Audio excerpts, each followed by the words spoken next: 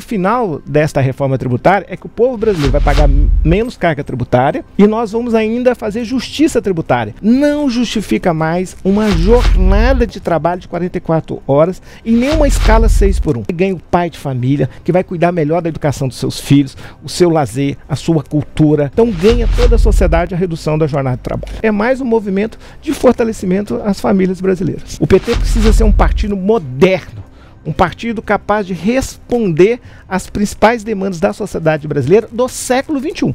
Temos que tirar o imposto de renda até R$5.000. O que nós temos que ter vergonha é que um país que ajuda a alimentar 1 bilhão de pessoas não pode deixar nenhum brasileiro para trás, nenhum brasileiro passando fome. Ineficiência, para mim, é igual corrupção, mata. Os principais nomes do cenário político passam por aqui. Café com Política. Hoje recebendo aqui nos nossos estúdios o deputado federal Reginaldo Lopes, do no Café com Política. Trabalhadores. Deputado, seja muito bem-vindo agora no nosso novo estúdio. Bem-vindo. Obrigado pelo convite, amei a casa, parabéns pelo novo estúdio. Obrigada, viu, deputado?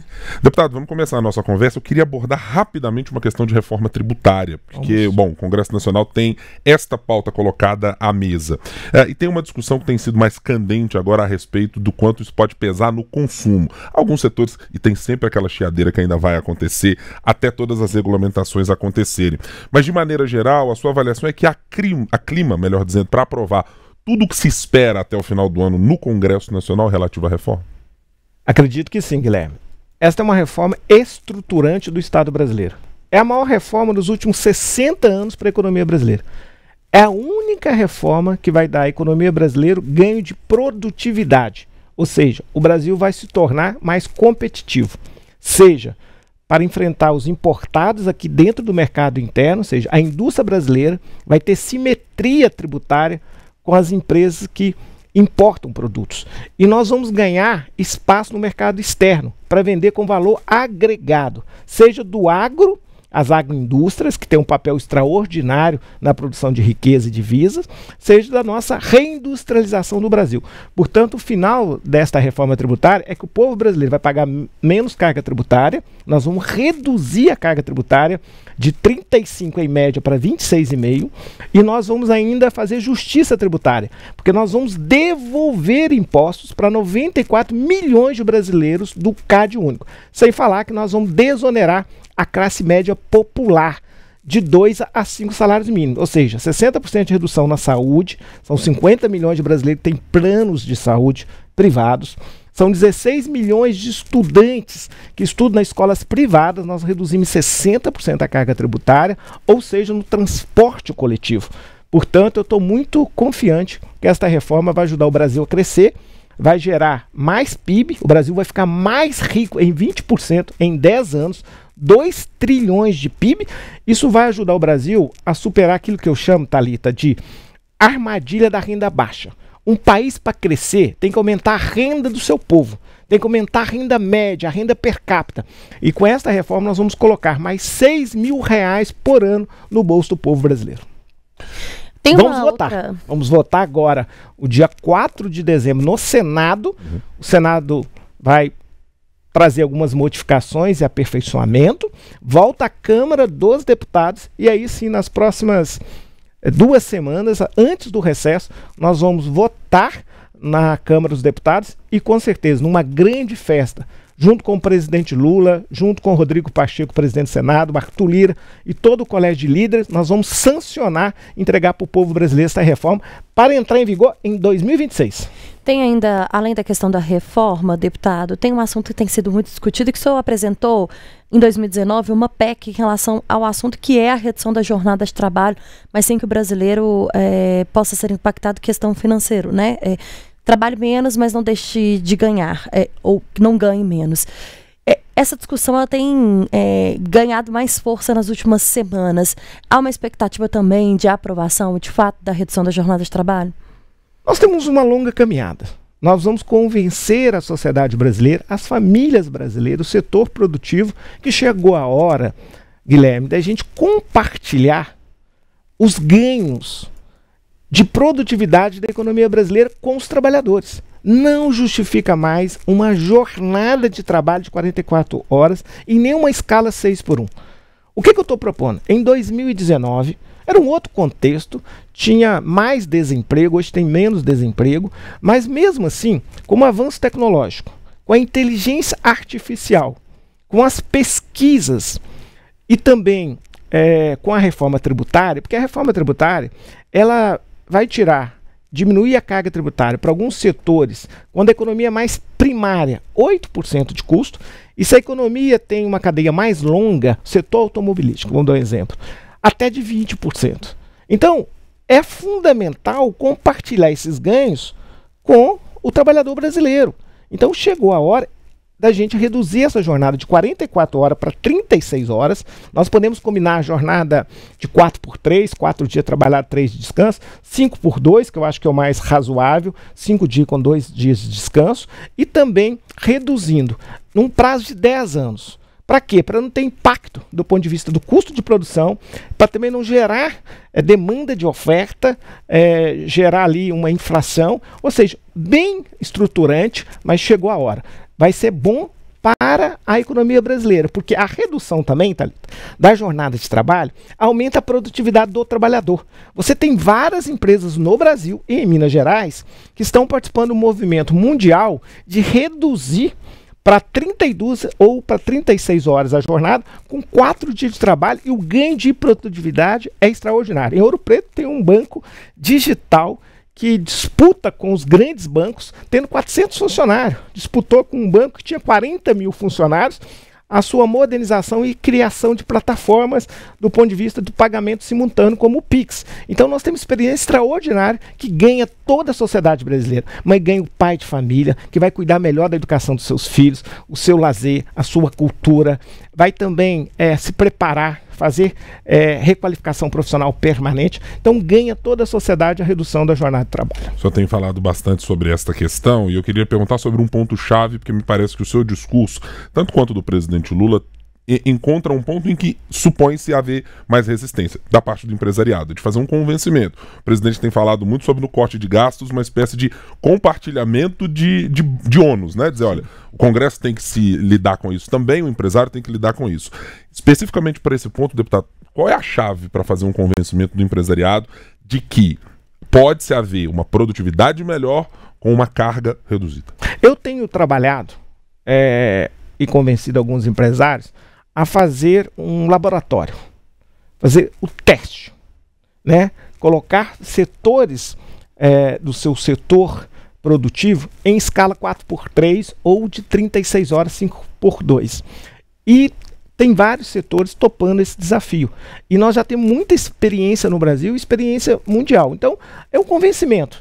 Eu acredito que quando a gente sancionar a reforma tributária e a reforma tributária entrar em vigor em 2026, né, o setor produtivo vai perceber os ganhos de produtividade.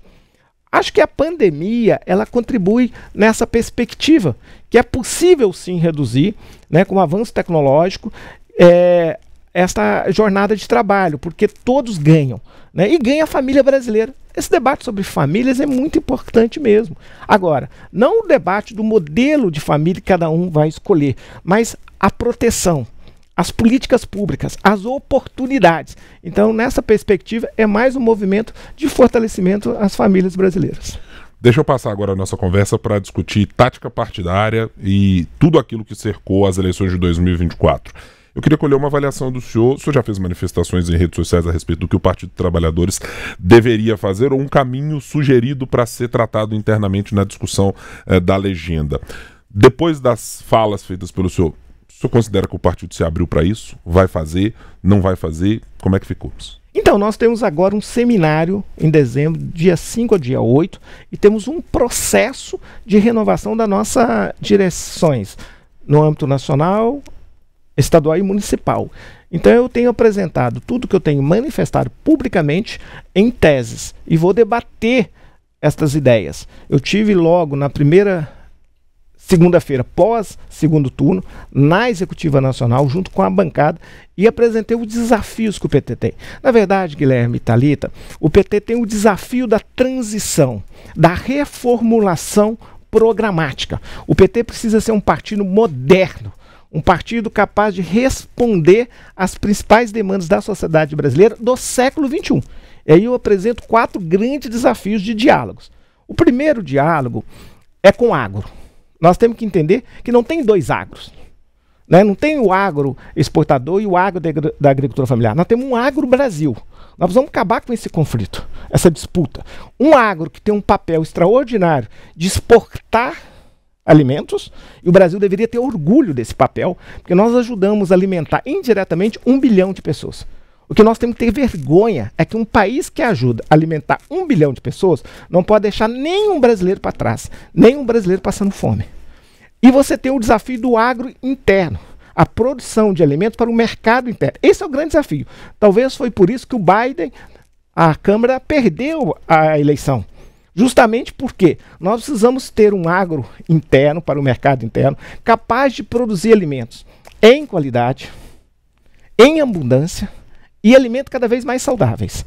Para isso, nós precisamos de zoneamento, nós precisamos de financiamento. Não dá para cobrar juros 12%, 13%, tem que ser 6%, 7%, tem que ter uma política de crédito. Mas nós precisamos de infraestrutura, tecnologia. Então, eu acho que esse é o grande desafio. E o agroexportador, nós precisamos agregar valor. E a reforma tributária vai ajudar, porque a reforma tributária, ela tira essa cumulatividade tributária. Nós já temos 40 mil indústrias de alimentos no Brasil, que trabalham 24 horas por dia, que gera 200 bilhões de dólares de PIB, e que toda a reservas cambiais do Brasil são frutos desse agroexportador. O que nós queremos agora é que a indústria brasileira passa também a ser exportadora de bens manufaturados. Então, o primeiro desafio é esse diálogo com o agro. Nós que potencializamos o agro no primeiro governo do presidente Lula. Não tem sentido fazer essa guerra ideológica e tentar separar. O desafio do agro ser sustentável é um desafio de toda a sociedade. Não é só do produtor, é das políticas públicas. O segundo desafio é compreender melhor o papel dos evangélicos. E eu falo para você que na reforma tributária eu dei imunidade, eu tirei os impostos sobre serviços das entidades assistenciais, educacionais e de saúde, porque tem um papel extraordinário na formação do nosso povo. Então não tem sentido cobrar imposto sobre serviços nessas áreas. Então nós demos imunidade tributária. Então nós fizemos, o presidente Lula vai sancionar, mas não dialoga. Tem que dialogar. Por quê? Um núcleo evangélico ou uma célula evangélica numa comunidade periférica, e o Brasil tem 12 mil comunidades que são conhecidas como favelas, comunidades mais periféricas, que tem a presença, a única presença às vezes, é da igreja, do templo religioso. E para esse cidadão, esta igreja, esse núcleo, essa célula é tão importante quanto o Estado, mas do ponto de vista pessoal mais importante do que o Estado. Sabe por quê? Porque cuida do seu filho, cuida do seu marido, cuida da sua esposa, tira do conflito com a lei, tira do conflito com as drogas, resolve a drogadição, insere no mundo do trabalho, qualifica, torna esse cidadão empreendedor. Então, para esta família, esse núcleo é mais importante que o Estado. E nós vamos compreender isso, né? O terceiro desafio é ter política para quem ganha de 2 a 5 salários. Ou nós aqui achamos que quem ganha 2 a 5 salários são ricos. São trabalhadores. E o que nós estamos oferecendo para eles? Cobrando imposto de renda. Temos que tirar o imposto de renda até R$5 mil. Nós assumimos esse compromisso, nós precisamos encontrar um espaço orçamentário, buscar tributar o andar de cima. Hoje, o CDE, os 38 países, cobram 42% na média maior alíquota do imposto de renda. Nós podemos aumentar para 35% e isentar até R$5 mil. Mas tem mais outros desafios. Esse trabalhador, ele merece respeito. Ele não pode demorar 4 horas para ir e voltar do trabalho. Nós temos que concentrar o PAC, o Programa de Aceleração do Crescimento do governo Lula. Eu acho que ele está sem foco. Nós vamos dizer o seguinte, ele vai cuidar nas grandes cidades de encostas, macro drenagem e transporte de massa. Vamos fazer os metrô aqui em Contagem, Ribeirão das Neves, Betim. Vamos resolver, vamos dar qualidade de vida para esse trabalhador, porque ele paga imposto e não tem transporte. Nós temos que cuidar do filho dele. É uma vergonha deixar 40% das crianças em segurança alimentar de 0 a 3 anos. Nós temos que dizer o seguinte, para tudo e nós vamos universalizar a creche de 0 a 3 anos. Então, esse é o desafio do diálogo de 2 a 5 salários mínimos. Eu até ajudei. reduzir saúde, educação, transporte na reforma tributária. Por último, falei dos 3, o último é o empreendedorismo. Nós temos que compreender que no governo Lula 1 e 2 nós aumentamos a renda. A sociedade brasileira passou a ser uma sociedade de classe média popular, ainda de renda baixa, mas popular. O que nós precisamos fazer com esses empreendedores? Criar um banco do empreendedorismo, criar um banco do empreendedor e financiar o crédito totalmente subsidiado, com qualificação profissional, talvez criar uma previdência complementar de capitalização, que ele possa garantir o seu futuro, ele decide o tamanho do futuro dele, e ele pode utilizar aquele recurso a hora que quiser para fazer novos empreendimentos. Então nós temos que materializar as nossas preocupações em políticas objetivas, focadas, diretas, não só de discurso abstrato. Eu vou lhe interromper neste ponto para lhe perguntar exatamente uma questão, deputado. Isso que o senhor menciona foi lido e mencionado, no caso aqui do candidato Rogério Correia, como uma espécie de proposta dada pelo senhor de um PT mais ao centro. O senhor considera que essas propostas são propostas de centro? Muito pelo contrário, é da esquerda moderna. É da esquerda democrática, não da esquerda autoritária. É da esquerda que consegue perceber as reais demandas da sociedade. É de uma esquerda conectada com o século XXI.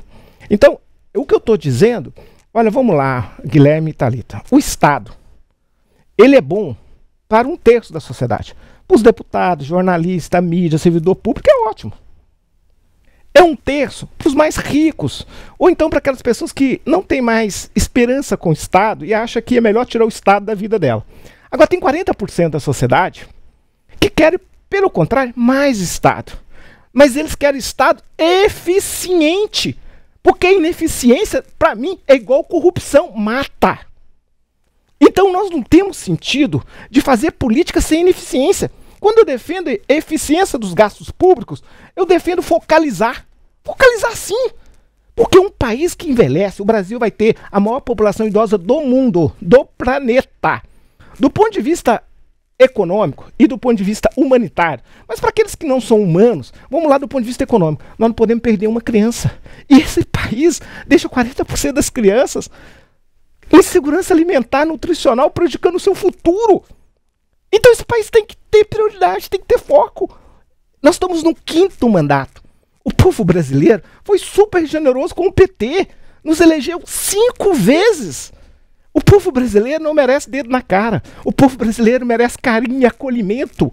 É em nome desse povo que eu estou pedindo para o meu partido fazer a transição programática. Ser um partido mais moderno, ser um partido mais focalizado, ser um partido que sabe dialogar com as demandas reais do povo brasileiro. Senão vai perder as próximas eleições. Agora, deputado, é isso. O senhor faz uma crítica, né? A gente já vem falando sobre esse cenário dentro do PT há muito tempo, com outras figuras importantes também, como, por exemplo, a prefeita de Contagem, Marília Campos, que fez críticas e foi criticada pelo partido pelo seu posicionamento. Se essas soluções trazidas aqui pelo senhor, ou essas ideias, não forem adotadas pelo partido, quem será o PT ou como estará o PT em 2026? Então, o PT, o presidente Lula é um ser humano inquieto. Eu acho um ser humano extraordinário. Tem 79 anos, mas continua muito jovem do ponto de vista de compreender o seu povo, a sua sociedade. Então, sob a liderança do presidente Lula, eu tenho muita esperança. Tive com ele agora, ficamos quase 1h30 de conversa, juntamente com o prefeito reeleito Fouad Noman, e a gente conversou muito sobre o Brasil. E o presidente Lula tem essas inquietações, né? E eu acho bom, porque o que eu quero apresentar para a sociedade são inquietações. E nós vamos resolver, nós vamos dar resposta. A sociedade espera. Então, nós temos tempo, temos aí quase 2 anos de governo, e é possível avançar, né? E sinalizar também um novo programa para os próximos anos. Então eu acredito que o PT tem essa capacidade. O PT é um partido muito forte, ele é muito estruturado, ele é muito resiliente. Só que tem que no passado ele tinha um papel. Agora ele precisa sinalizar com mais clareza, mais objetividade, o que ele pensa sobre esses temas. Eu coloquei 4 grandes temas para o futuro. É isso. E o nosso Congresso terá, e eu vou provocar nesse sentido, para debater esses temas e apresentar soluções. Então acho que esse é o meu papel nesse momento como militante do meu partido. Nós estamos conversando com o deputado federal Reginaldo Lopes, do PT. No Café com Política. No Café com Política. Hora do bate-pronto. Então vamos a este momento, deputado. Primeira pergunta. O PT em 2026 deve ter um candidato próprio ao governo de Minas em nome desse projeto mencionado pelo senhor? Acredito que não. O PT deve fazer uma aliança aqui com o centro democrático da política e ajudar o presidente Lula a ser reeleito. O meu candidato ao governo de Minas é o Rodrigo Pacheco. O PT hoje, do ponto de vista interno, tem esse desafio de fazer uma reformulação programática e se tornar o grande partido moderno de esquerda do século XXI, não do século passado. A relação do PT com o Fuad Noman, da primeira gestão para a segunda gestão que se iniciará, o que o partido espera? Eu espero que o meu partido entre oficialmente na base de governo do Fuad. Não pessoas. Que o meu partido, o meu presidente Guima e a bancada oficializa como base de sustentação do governo. Eu acho o Fuad um ser humano extraordinário, um bom técnico e com muita sensibilidade política. Portanto, merece todo o nosso apoio oficial, compor o governo pela porta da frente e ajudar a resolver os grandes dilemas de Belo Horizonte. Deputado federal Reginaldo Lopes do PT foi o nosso convidado nesta segunda-feira aqui no Café com Política. Deputado, volte sempre, viu? Prazer tê-lo aqui. Sempre, adoro o convite sempre. Demorou para conhecer a nossa casa nova, inclusive. Tá linda, linda, adorei. Parabéns, hein? Obrigada, deputado. Muito obrigado, como sempre, deputado. A gente chama aqui, daqui a pouco a gente chama de Brasília também para visitar nosso escritório de lá. A gente sempre vai bater uma bola aqui, tem muitos assuntos para tratar, sempre com a gentileza que o senhor nos trata aqui também.